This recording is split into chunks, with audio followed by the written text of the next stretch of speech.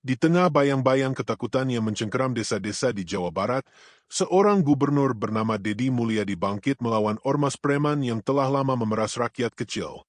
Dengan keberanian yang tak gentar dan dukungan rakyat, ia memulai perang melawan jaringan gelap yang bukan hanya menguasai jalanan, tapi juga menyusup ke dalam birokrasi dan kekuasaan. Dari penggerebekan markas preman hingga pengkhianatan dari dalam tubuh pemerintahan, perjuangan Deddy menjadi simbol harapan dan perlawanan rakyat yang selama ini bungkam. Inilah kisah dramatis, penuh intrik, dan menggetarkan hati. Gubernur ini hancurkan markas Ormas 2 warga nangis bahagia lihat aksi nekat Deddy Mulyadi 2. Episode 1, Bayang-bayang ketakutan di Cijambe. Hujan rintik membasahi jalanan berlumpur desa Cijambe, sebuah wilayah kecil di kaki Gunung Bukit Barisan, Jawa Barat. Desa itu sunyi. Tak ada tawa anak-anak bermain di lapangan, tak terdengar suara pedagang menyiapkan dagangan pagi hari. Yang tersisa hanyalah ketakutan. Warga desa hidup dalam bayang-bayang teror dari sekelompok ormas preman yang menyebut diri mereka pengaman rakyat. Tapi yang mereka lakukan bukan menjaga, melainkan memeras. Dari pedagang sayur hingga nelayan darat, semua dipaksa bayar iuran keamanan. Jika tidak, ancamannya mulai dari kehilangan barang dagangan hingga pukulan di malam hari. Di tengah suasana mencekam itu, sebuah mobil dinas sederhana berhenti di depan balai desa. Keluar dari dalamnya seorang pria berkumis tipis, berpeci hitam, mengenakan jaket kulit coklat tua. Sosok itu dikenal seluruh Jawa Barat, Deddy Mulyadi, gubernur yang dekat dengan rakyat dan tak kenal takut menghadapi ketidakadilan. Panggil warga yang berani bicara. Saya tidak datang untuk formalitas. Saya ingin dengar jeritan mereka langsung, ujar Deddy pada kepala desa Wario. Balai desa pun dipenuhi warga, sebagian ragu, sebagian lagi tak kuasa menyimpan luka. Seorang ibu, Bu Marni, dengan suara gemetar menceritakan anaknya dipukul karena menolak bayar pungli di warung. Pak Gubernur, kami ini cuma orang kecil. Kami bukan penjahat, tapi diperlakukan seperti sampah. Terdengar isak tangis. Sorot mata warga penuh putus asa. Deddy berdiri, menatap mereka satu persatu. Matanya merah, menahan marah. Kalian bukan sampah. Kalian adalah pemilik tanah ini. Kalau negara tak hadir, maka saya yang akan berdiri untuk kalian. Tepuk tangan pelan mengiringi tekadnya. Tapi jauh di sudut desa, mata-mata ormas diam-diam mencatat setiap gerak Deddy Mulyadi hari itu. Episode 2, Bara dalam senyap. Pagi harinya, Deddy kembali ke Bandung. Di ruang kerjanya yang penuh peta, laporan, dan foto-foto desa korban teror ormas, ia duduk termenung sambil menatap satu titik merah besar, Cijambe. Ini bukan sekadar premanisme biasa. Mereka punya struktur, punya backing, bahkan mungkin jaringan antar wilayah, ucapnya pada ajudannya, Agus Rahmat, mantan wartawan investigatif yang kini jadi penasihat lapangan. Agus mengangguk. Saya dapat info, markas mereka di belakang gudang tua bekas penyimpanan cengkeh. Tapi dijaga ketat. Warga nggak berani dekat. Deddy berdiri. Kita mulai operasi. Diam-diam dulu. Suruh dinas sosial masuk lewat jalur bantuan. Kita sisipkan tim penyelidik. Catat siapa pemimpin, siapa pendana, siapa pelindung. Agus ragu sejenak. Tapi, Pak Gubernur, kalau ini bocor. Deddy menatapnya tajam. Kalau saya harus jatuh karena membela rakyat, saya terima. Tapi saya tidak akan biarkan satu desa pun hidup dalam ketakutan. 3 hari kemudian, tim relawan masuk ke Cijambe. Mengatasnamakan program bantuan pangan, mereka mencatat semua gerak-gerik ormas. Tapi penyamaran itu tak berlangsung lama. Salah satu anggota tim ditemukan tergeletak di bawah jembatan kecil, tubuhnya lebam. Di dadanya, selembar kertas disematkan. Berhenti ikut campur. Ini bukan urusanmu. Berita itu sampai ke Deddy malam itu juga. Ia memegang kertas itu, diam cukup lama. Lalu berdiri perlahan dan berkata pada Agus, "Kirim surat. Saya akan kumpulkan aparat, Pol PP, dan Intel. Kita akan bergerak. Kali ini, tidak dengan kata-kata, tapi dengan tindakan." Episode 3, Operasi Sunyi dimulai. Deddy Mulyadi memimpin rapat tertutup di Gedung Sate malam hari. Hadir dalam pertemuan itu jajaran Satpol PP Provinsi, Dinas Sosial, Kepala Kesbangpol, serta utusan kepolisian dari Polda Jawa Barat. Tidak ada wartawan, tidak ada kamera, ini bukan agenda biasa. Operasi kita akan bersandi, sapu akar. Kita akan bersihkan markas ormas preman dari desa-desa terpencil yang mereka kuasai, ucap Dedi dengan suara berat. Seketika ruangan hening, mulai dari Cijambe. Tapi kita tidak menyerang. Kita bebaskan. Kita kembalikan rasa aman. Tim gabungan mulai bekerja dalam diam. Satu persatu titik kekuasaan ormas diidentifikasi, tempat mereka berkumpul, sumber keuangan, siapa yang membekingi, dan di mana mereka menyimpan hasil pemerasan. Dalam waktu seminggu, peta jaringan mereka lengkap. Namun saat operasi diam-diam itu dijalankan, sesuatu tak terduga terjadi. Rumah Bu Marni dilempari batu di malam hari. Kaca jendela pecah, dan pesan di tembok rumahnya tertulis dengan cat merah. Terlalu banyak bicara. Kejadian itu memantik kemarahan warga. Tapi lebih dari itu, memantik keberanian. Satu persatu warga mulai melapor. Mereka mulai percaya, ada pemimpin yang berdiri di sisi mereka. Episode 4, Dua Wajah Kekuasaan. Hari itu, Dedi Mulyadi mendatangi kantor Polda Jabar. Ia membawa bukti kuat keterlibatan beberapa oknum aparat desa dan mantan pejabat yang melindungi ormas tersebut. Tapi tanggapan yang ia dapat membuatnya terdiam sesaat. Pak Gubernur, Anda tahu, mereka bukan sekadar preman. Mereka punya akses ke partai. Bahkan ada jaringan bisnis gelap di belakang mereka. Dedi menatap tajam. Saya tidak peduli siapa yang berdiri di belakang mereka. Saya hanya peduli siapa yang tertindas di bawah mereka. Di sisi lain, pimpinan ormas, seorang pria besar bernama Rangga Surya, mulai merasa terancam. Ia dulunya dikenal sebagai ex-tentara bayangan, kini membangun kekuasaan melalui intimidasi, backing politik, dan tiuran dari rakyat kecil. Kalau gubernur itu nggak dihentikan, semua wilayah kita bisa lepas, kata Rangga kepada bawahannya.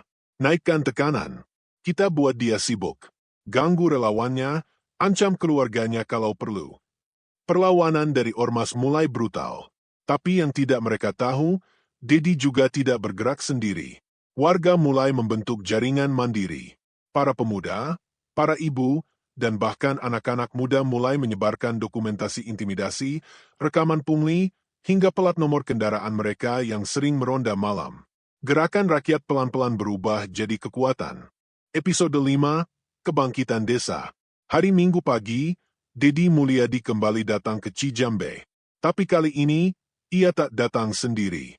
Puluhan truk Satpol PP, personel kepolisian, dan relawan penggerak masyarakat ikut bersamanya. Ia tak membawa senjata, tapi membawa hukum. Warga Cijambe, seru Dedi dari atas mobil komando. Hari ini, kita rebut kembali desa kalian dari cengkeraman ketakutan. Bukan dengan kekerasan, tapi dengan keberanian. Ratusan warga berdiri di belakangnya. Mereka membawa spanduk, rekaman video, laporan yang mereka kumpulkan selama berminggu-minggu. Mereka bukan lagi rakyat yang diam. Mereka jadi saksi sekaligus pelapor. Di markas ormas, Rangga mendapat laporan soal kedatangan rombongan gubernur. Mereka pikir bisa hancurkan kita dengan omongan, siapkan barisan.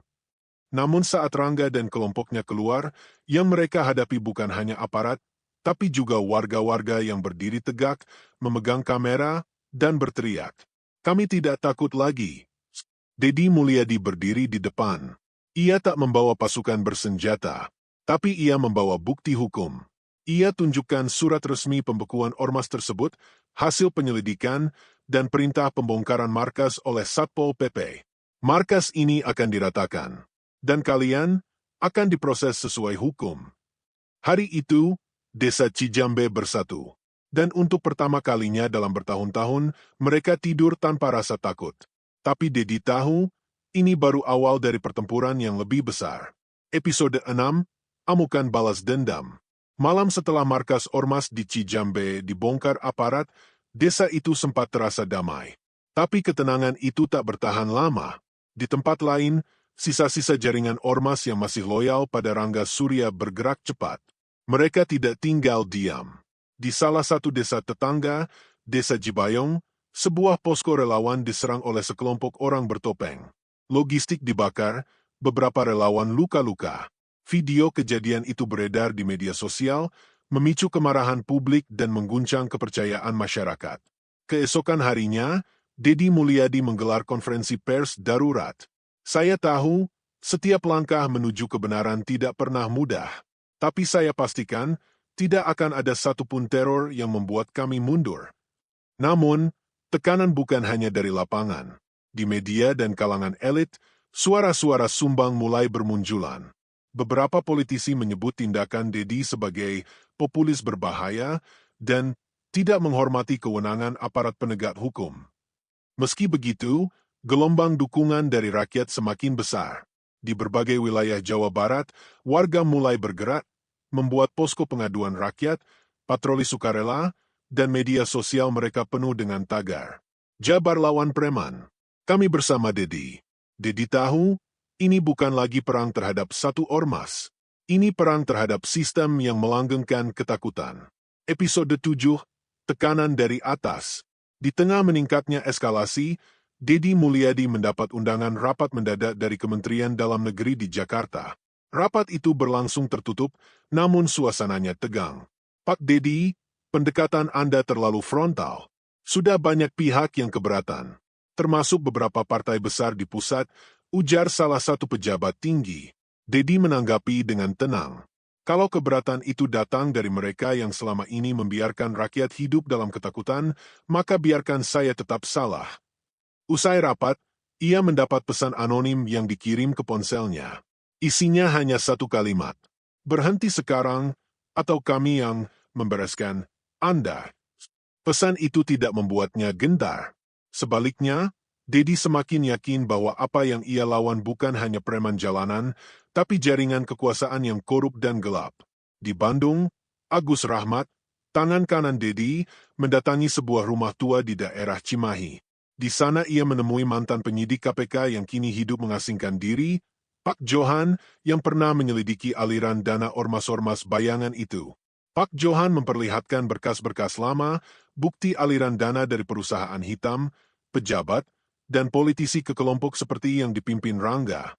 Fakta itu bisa meledakkan banyak nama besar, termasuk yang duduk di Senayan. Agus tercengang. Kalau ini benar, kita bukan hanya membongkar markas. Kita bisa guncang Jakarta. Episode 8, Kemarahan yang Meledak. Beberapa hari kemudian, Rangga Surya menghilang dari radar. Informasi simpang siur menyebut ia berpindah tempat, menyusun kekuatan, bahkan ada yang mengatakan ia mendapat perlindungan dari salah satu tokoh politik nasional. Namun saat perayaan Maulid Nabi di Cijambe, sebuah kejadian mengguncang semua pihak. Saat Deddy Mulyadi sedang menyampaikan sambutan di lapangan terbuka bersama warga, sebuah ledakan kecil terjadi di area parkir, tidak jauh dari kerumunan. Tak ada korban jiwa, tapi kejadian itu membuat panik. Polisi menemukan sumbu bekas bahan peledak rakitan. Motifnya jelas, teror, percobaan pengalihan fokus, dan sekaligus ancaman. Namun Deddy tidak lari. Ia naik kembali ke podium, meski debu masih berterbangan, dan dengan suara lantang berkata, "Kalau mereka kira ini akan membuat kita mundur, mereka keliru. Ini bukan hanya tentang saya. Ini tentang harga diri rakyat Jawa Barat." Sorak warga membahana. Keesokan harinya, Deddy menggelar rapat terbuka dengan ribuan warga desa yang pernah jadi korban. Ia umumkan rencana besar. Kita akan bentuk tim akar rakyat. Tim ini akan bekerja langsung dengan masyarakat, membersihkan desa-desa lain dari cengkeraman premanisme. Dan saya sendiri akan pimpin dari depan. Gerakan ini membuat geger. Bukan hanya rakyat, tapi juga para petinggi yang selama ini bersembunyi di balik meja kekuasaan. Dan di kejauhan, Rangga menyaksikan semua itu lewat layar monitor dari tempat persembunyiannya. Ia tersenyum dingin dan berkata, "Kalau dia mau perang, saya beri perang." Episode 9, Pengkhianat di Tubuh Sendiri. Gerakan tim akar rakyat makin meluas. Desa demi desa mulai bangkit. Warga kini tak lagi takut. Mereka berani mengusir preman yang selama ini menjarah hasil tani, memalak kios, dan menyebar ancaman. Nama Dedi Mulyadi dilulukan sebagai simbol keberanian dan harapan. Namun kemenangan itu tidak datang tanpa luka. Di tengah proses pembersihan desa Cikadongdong, terjadi sabotase. Penggerebekan salah satu gudang ormas gagal total. Informasi bocor. Para preman melarikan diri sebelum tim gabungan tiba. Dedi mencium ada yang tidak beres.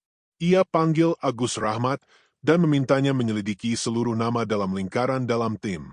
Tak butuh waktu lama, pengkhianat itu ditemukan. Sosoknya mengejutkan. Bambang Wahyudi, Kepala Satuan Intel Provinsi, orang yang selama ini terlihat paling setia.